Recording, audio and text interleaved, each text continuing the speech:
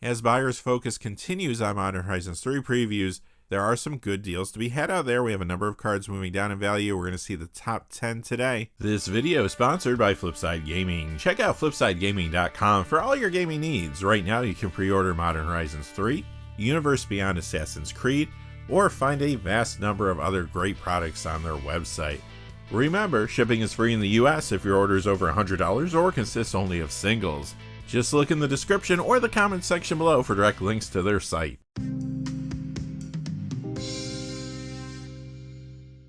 Hey there, this is John from Heroes and Legends, and welcome to another edition of the Magic the Gathering Market Watch, where we're going to look at the top 10 coldest Magic cards of the week. These are the cards moving down in value, and as always, we have two pieces of criteria when we select our cards. First, we want to see a decrease in the percentage value of the cards, and secondly, we want to see a true decrease in the number of sales from week to week.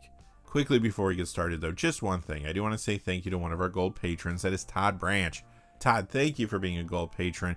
Todd's been involved in our Patreon for quite some time, and you may recognize that name as somebody who also gives a lot of very generous Super Thanks tips. So I do want to say thank you, Todd, for everything. You really do a lot to support the channel, and truly I can't thank you enough.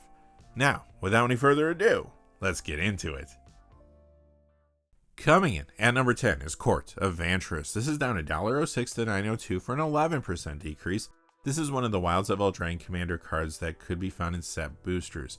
In the past, sure, this did see some Commander play in builds here or there, but recently this, as well as other Courts and Grixis colors, really took off because of a card from Outlaws of Thunder Junction. What do all the Courts have in common? Well, they all have upkeep triggers, and as you know, speculators and players have been paying special attention to cards with good upkeep triggers recently because of the card here, Obeka Splitter of Seconds. Many Commander players have been building around Obeka, but now that Modern Horizons 3 previews are wrapping up, we are seeing attention shifting off the Upkeep Matters cards and moving on to other things like Eldrazi, for example. This week, Court of Vantress moves down, but it is still more expensive than it was prior to the spike that began at the end of March. Number 9 is Collector's Cage, down $1.27 to $5.49 for a 19% decrease. This is from Outlaws of Thunder Junction's The Big Score subset, and it was our number 2 hottest card 4 weeks ago. 3 weeks ago, however, it became our number 1 coldest card. For the past 2 weeks, it sat at number 6 on the cold list, and here it is yet again, this time at number 9. It has been seeing some Pioneer play in Selesnya mid-range, but Modern was the reason this card spiked upon release. It was getting played there in a few different builds, but now you really only see it in Mardu mid-range, although there are typically 4 copies of it there. Additionally, it's only been seeing a little Commander play. Sometimes it's in Pantalaza's Unfavored, for example, but ultimately there are a few reasons Collector's Cage has lost value. First, more copies were sent to the marketplace when sellers wanted to take advantage of the initial spike. Secondly, lots of packs of Outlaws have been open, getting more copies in a player's hands. And thirdly, it's still seeing play, but not as much as it was a few weeks ago. Some decks have given up on this card. Put it all together, and this continues to retract. Coming in at number 8 is Ancient Cornucopia, down $1.41 to $8.59. That's a 14% decrease. Another card from Outlaws of Thunder Junction's The Big Score subset. This one spiked aggressively not too long ago, since many had dismissed it leading up to its release. Then it started seeing some unexpected play. In Standard, it's in a new take on Domain Ramp, which did see play at the Pro Tour and other major tournaments recently. In Pioneer, this has started to show up as a 2 or 3 of in the popular Niv to Light builds. And additionally, it has seen a little Commander play too in a few decks like Sliver Hivelord, for example. Ultimately though, we knew that some retraction was inevitable after the big increase it saw. More copies have been hitting the marketplace as packs are cracked and sellers try to sell when the price is high. Number 7, Leyline Dowser, down $1.44 to $4.56 for a 24% decrease. This is from the Outlaws of Thunder Junction Quick Draw Commander deck, and it spiked wildly 2 weeks ago, landing at number 4 on our hot list. Last week, though, it was number 4 on our cold list. Obviously, it is seeing Commander play in some fresh builds around the front-facing Commander from its pre-con, Stellarly Wild card, but Leyline Dowser is also getting played now in Legacy Izzet Delver builds to hit things like Brainstorm and Ponder. Using this in Izzet Delver first took off in Japan, now it is happening stateside too, but how many times have we seen this? A card spikes aggressively, then shortly after begins to move down as sellers add copies to the marketplace to try to cash in on the spike.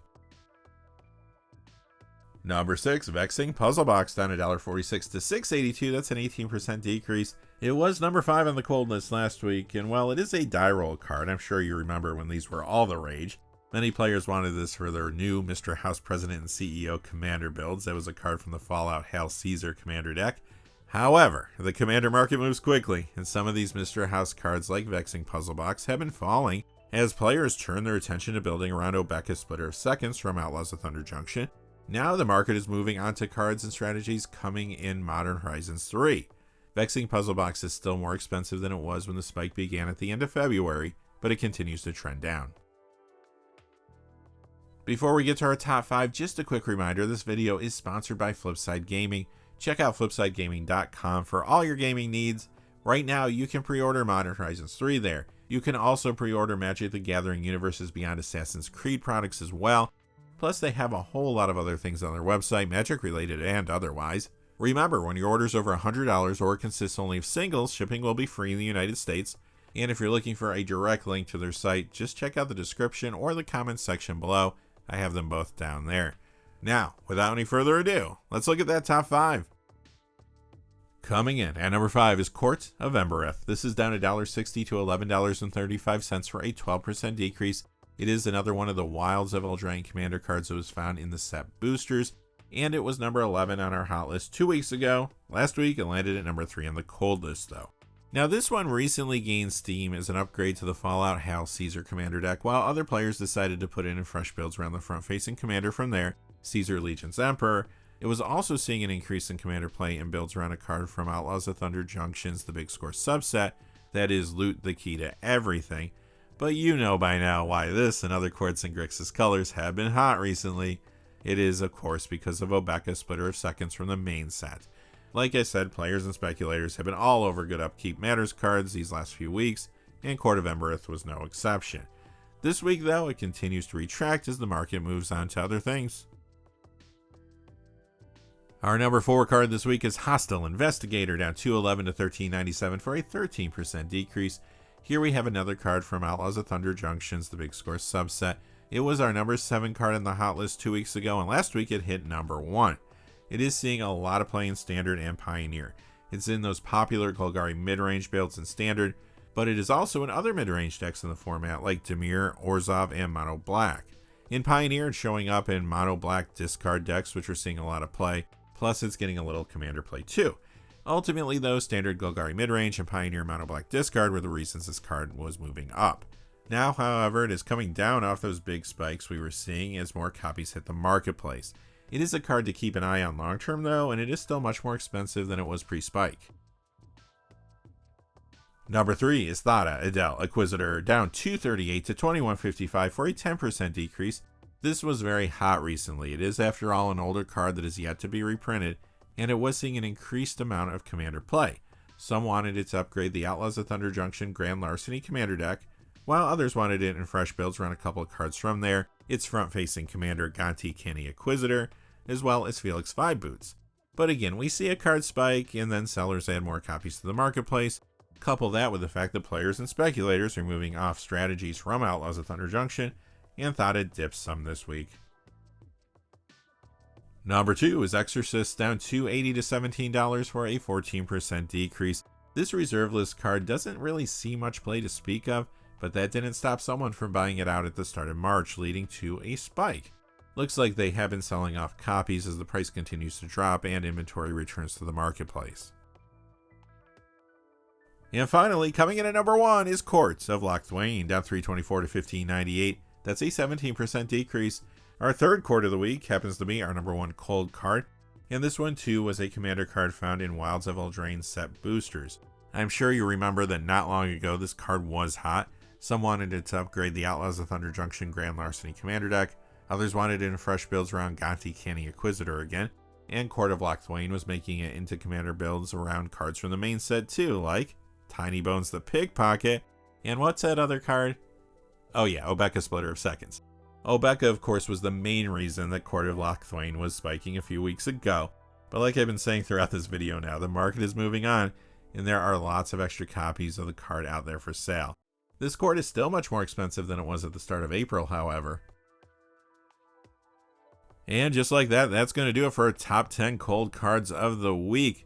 Now, if you want to know which cards moved up in value this week, check out the video we put out yesterday where we looked at the top 10 hot cards. A lot of things jumping because of those Modern Horizons 3 previews, and I expect that to continue in the coming weeks. Until next time, though, thanks for watching. Please remember to like and subscribe, and have a great day. Hey, thanks for watching. This video is made possible through the generous support of viewers like you on Patreon. Check out the description below for links to our Patreon page as well as our Amazon affiliate store, where a small percentage of all sales will also help support the channel. Finally, if you haven't had a chance yet to subscribe, hit that subscribe button so you don't miss any of the new videos on Heroes and Legends. Talk to you again soon, and have a great day.